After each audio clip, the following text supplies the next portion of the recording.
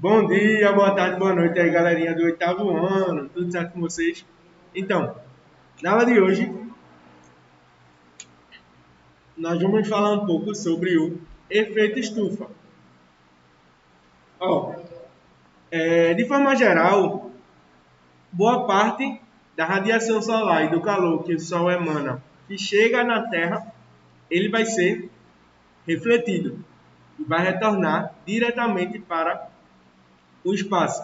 E outra parte vai ser absorvida, tanto pelo oceano quanto pela superfície terrestre.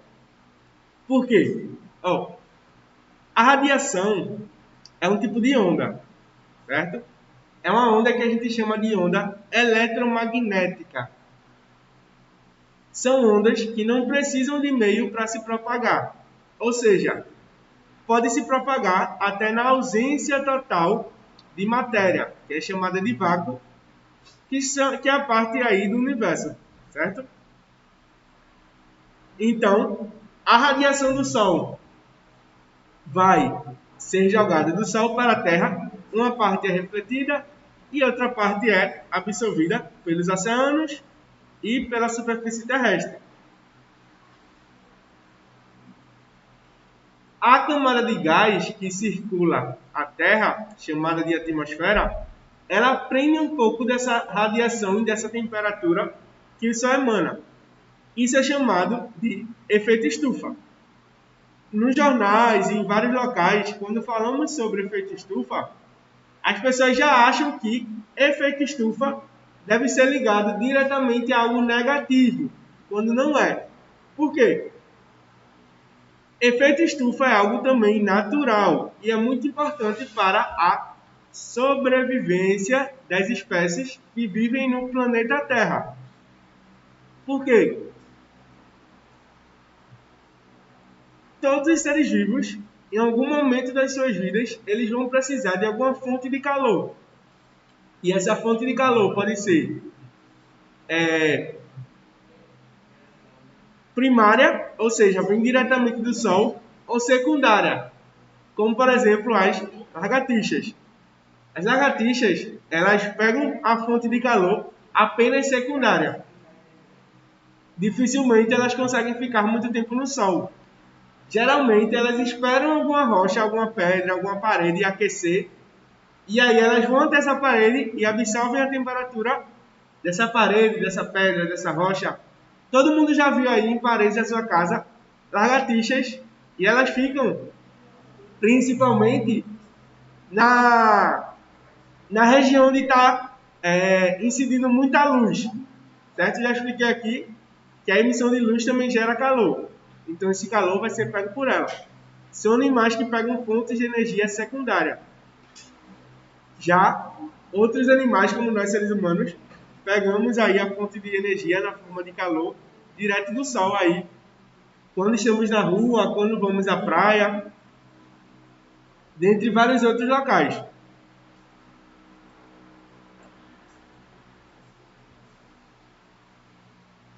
Muitas das atividades humanas, elas visam e elas conseguem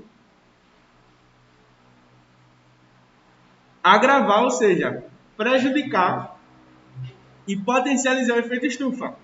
Então, se aqui no Brasil nós, continuando aqui a falar sobre o efeito estufa, a emissão de gases do efeito estufa no Brasil, ele vai ser 32.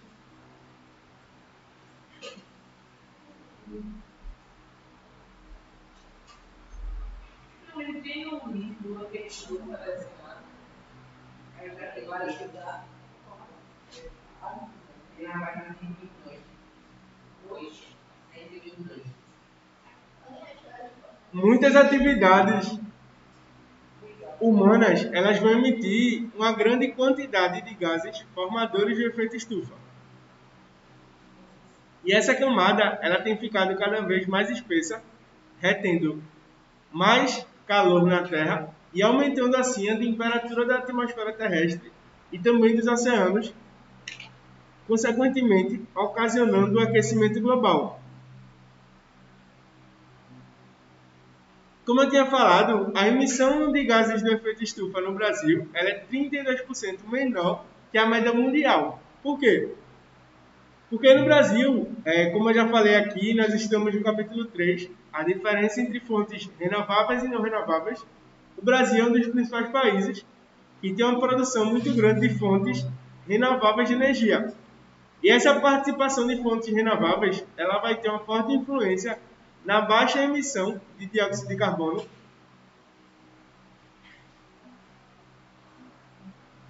Para gerar energia, o Brasil ele registra em média a emissão de efeito estufa, de gases de efeito estufa, 32% abaixo da média mundial, de acordo com o Ministério de Minas e Energia. Isso significa que a matriz energética brasileira ela produziu menos gás carbônico, CO2, para fornecer a mesma energia que boa parte do planeta. Os dados estão presentes no boletim Energia no Mundo, que compara matrizes energéticas e elétricas de 89 países. Segundo o Ministério de Minas e Energia, a participação de fontes renováveis de energia tem forte influência na baixa emissão de gases do efeito estufa no país. Na matriz energética brasileira, que representa a energia necessária para movimentar a economia, a proporção de fontes renováveis é de 39,4%, mais de 3 vezes o indicador mundial, que é de 13,6%. Enquanto na matriz energética mundial os combustíveis fósseis respondem por 82% do total, na matriz brasileira é indicado de 59%. E a emissão de gases do efeito estufa no Brasil, ela foi equivalente a 1,59 toneladas de gás carbônico para cada tonelada equivalente de petróleo em 2014. E, de acordo com esse critério, o Ministério de Minas e Energia ele calculou que a emissão brasileira ficou 32% abaixo da média global. No mundo, a emissão foi de 2,34 toneladas de dióxido de carbono por tonelada equivalente de petróleo. Isso em volumes totais no ano. Em 2018, o Brasil emitiu 486 milhões de toneladas de dióxido de carbono, o que equivale a 1,5% das emissões mundial. E o Boletim de Energia no Mundo ainda divulgou várias outras informações aí importantes frente à matriz energética brasileira. E ele é divulgado anualmente pela Secretaria de Planejamento e Desenvolvimento Energético do Ministério de Minas e Energia, que tem a sigla MME. E esse documento ele também traz indicadores sobre a produção e o consumo de energia nesses países e suas relações com o PIB, população, emissões de dióxido de carbono. E voltando aqui a falar sobre o efeito estufa, as emissões de gases de efeito estufa, elas vão ocorrer praticamente em todas as atividades humanas e também em todos os setores da economia. Na agricultura, por meio da preparação da terra, o plantio, a aplicação de fertilizantes, na pecuária, por meio do tratamento de dejetos, os dejetos vindo de animais e pela fermentação entérica do gado, no transporte pelo uso de combustíveis fósseis, como gasolina e gás natural, no tratamento de resíduos sólidos, pela forma como o lixo ele é tratado e disposto, nas florestas, pelo desmatamento e pela degradação de florestas, nas indústrias, pelos processos de produção de itens como cimento, alumínio, ferro e aço.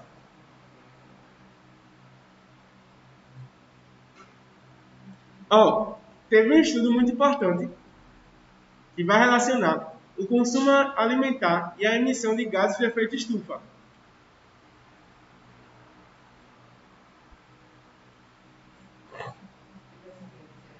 Aí, os alimentos, principalmente de origem animal, especialmente carne bovina e laticínios, ou seja, produtos derivados do leite, eles lideram o ranking de alimentação cuja produção ocasiona mais emissões de gases do efeito estufa, sendo responsável por 93 a 98% das emissões, isso dependendo do país. Entre os alimentos de origem vegetal, a produção de arroz desponta como principal responsável pela emissão desses gases.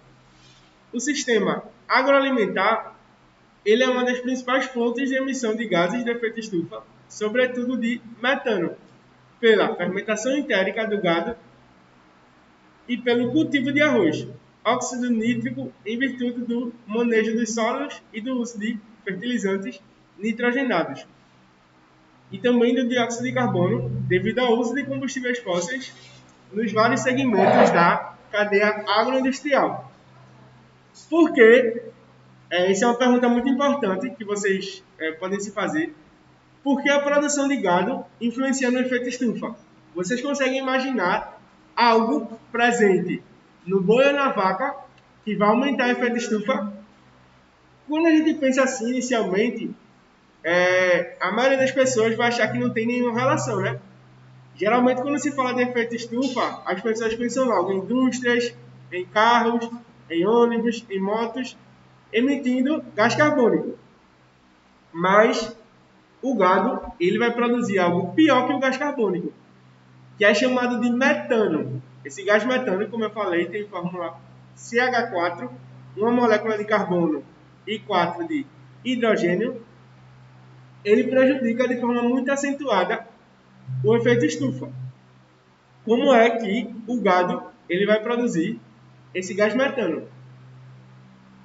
Principalmente o arroto das vacas é o principal local onde é emitido o gás carbônico não, me desculpem, gás metano no mundo, o gás CH4. Por quê? As vacas, elas são animais que comem apenas plantas, né? Todo mundo sabe disso. Aí o capim é o principal alimento das vacas. E quando elas comem essa planta, as vacas elas vão ter dois estômagos. Elas vão primeiro triturar um pouco, depois elas botam a comida para fora da boca, mastigam mais um pouco e depois botam no segundo estômago, certo? É assim que funciona a digestão nas vacas e nos bois.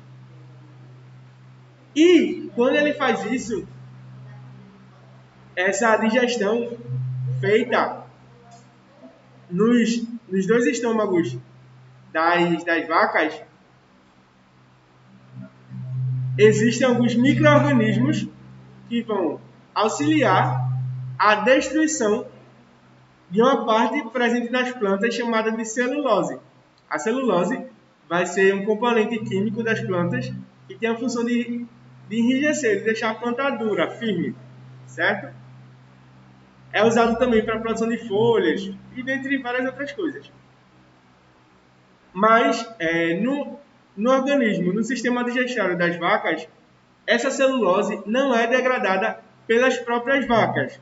Ela vai ser degradada por micro-organismos presentes na primeira parte do sistema digestório das vacas.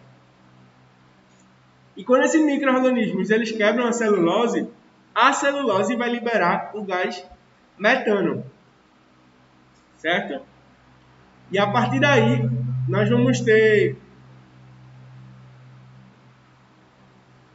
várias consequências devido a isso. Mas você pode se perguntar, mas as vacas estão lá em pequena quantidade, não fazem mal a ninguém. Bom, não é bem assim, né? O gado, ele representa boa parte dos animais presentes no mundo. Por quê? As pessoas consomem bastante carne. Então, para você chegar um dia lá com 1 quilo de carne, quando você vai comprar no açougue, você teve toda a criação daquela vaca, do seu nascimento até sua idade adulta, para ela poder ser morta. E aí, todo esse processo gerou bastante gás metano, bastante água, sim, e também bastante destruição dos meios naturais, certo? Das árvores e etc. Por quê? Primeiro vamos falar sobre a água presente nas coisas. Vocês já imaginaram, já pararam para pensar que tudo ao nosso redor teve água no processo de formação? O plástico, o cimento, eletrodomésticos, tudo isso ao nosso redor teve uma quantidade de água para ser produzido. E essa água é chamada de água virtual, que é como se fosse a água das coisas. A água presente no plástico, a água presente no quadro, a água presente na roupa, a água presente na máscara. Tudo isso foi necessário em alguma das suas etapas o desperdício, a utilização de água. Com a carne é a mesma coisa. Para se produzir galinha, para se produzir vaca, boi, porco, são animais que bebem água. Especialmente as vacas, elas bebem bastante água. Então estima-se que 1 quilo d'água, percebam bem essa proporção, 1 quilo d'água é equivalente a 100 mil litros de água gastos. 100 mil litros de água gastos em só 1 quilo d'água. Por quê? Nós vamos ter a água de diversas fontes. A água que a vaca bebeu, a água que a vaca tomou banho, a água que foi necessária para irrigar a soja que a vaca comeu, certo? E também a água usada para limpar o sangue quando se mata, se degola vacas, certo? Então nós temos aí 4 fontes de águas gastas para se produzir. E percebam que a água que a vaca bebe, ela está bebendo água desde que nasce. Então, se ela vai ser morta com 5 anos, ela bebeu água de um dia de nascida até os 5 anos. Então, 1 quilo de carne vai ter a soma de 5 a 10 anos dessas 4 fontes de água, certo? Dando continuidade aqui à aula remota. Então, existe um movimento mundial muito importante que é chamado Um Dia Sem Carne. Geralmente as pessoas fazem isso na segunda, chamada aí de Segunda Sem Carne, que é um dia na semana que você escolhe de sempre naquele dia não comer carne. Por quê? Quando você passa um dia todo sem comer carne, você está economizando, em média, 100 mil litros de água. Então, isso é uma movimentação mundial muito importante para se tentar minimizar a produção de gás metano, o desperdício de água e várias outras formas de se preservar o planeta, certo? Como fonte primária, praticamente toda a energia ela chega até a Terra, ela vai sofrer modificações. Da mesma forma vai ser a radiação solar.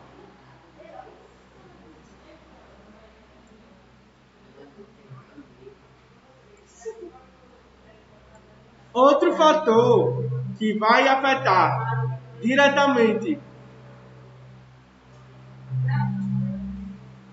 o Sol, quando chega aqui na Terra, vai ser as dinâmicas do clima do planeta, certo? Nós temos aí no planeta Terra 4 estruturas grandes. Nós vamos ter a atmosfera, que é a camada de gases, a litosfera, que vai ser a camada de solo, a biosfera, camada de vida na Terra, e a hidrosfera, camada de água na Terra. Os 2 fenômenos muito importantes que afetam a dinâmica climática do planeta vai ser o El Niño e Laninha, certo? El Niño, que é o menino, a criança, vai ser uma frente quente que chega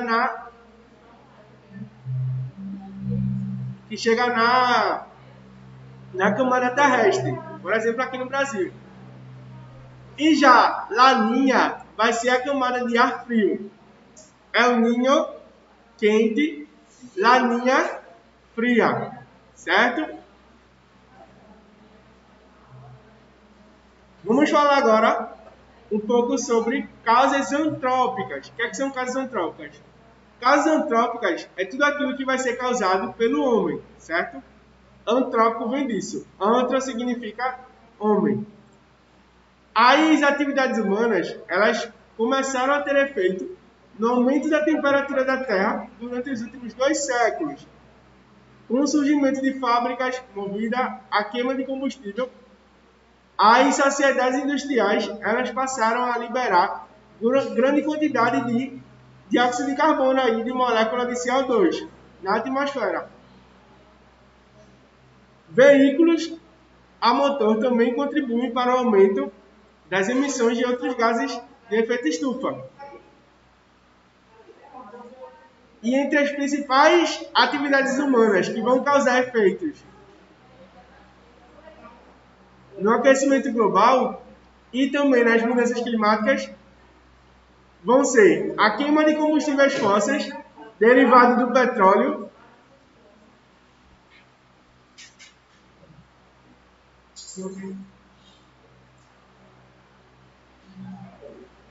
e essa queima de combustível fóssil ela vai ser importante para geração de energia e atividades industriais e de transporte.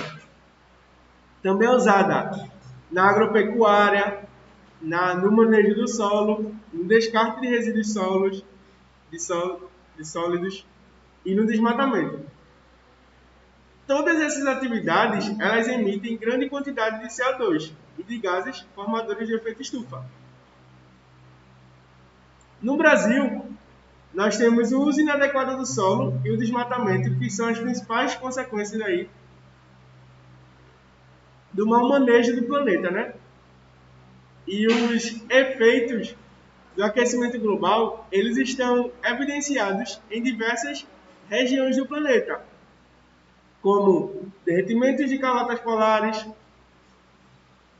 aumento ou crescimento médio das temperaturas, tanto da sensação térmica quanto da temperatura das regiões, alteração da migração dos animais, morte de vários grupos de seres vivos e também aí de seres humanos a partir do excesso de calor, e também a acentuação de fenômenos atmosféricos, como furacões, ciclones e secas, entre outros. E as mudanças climáticas mais extremas no Brasil, elas têm risco para a produção de soja, milho, feijão e arroz, que são usados também na dieta de animais de produção, certo? Então, gente, a aula de hoje era isso. Obrigado e até a próxima.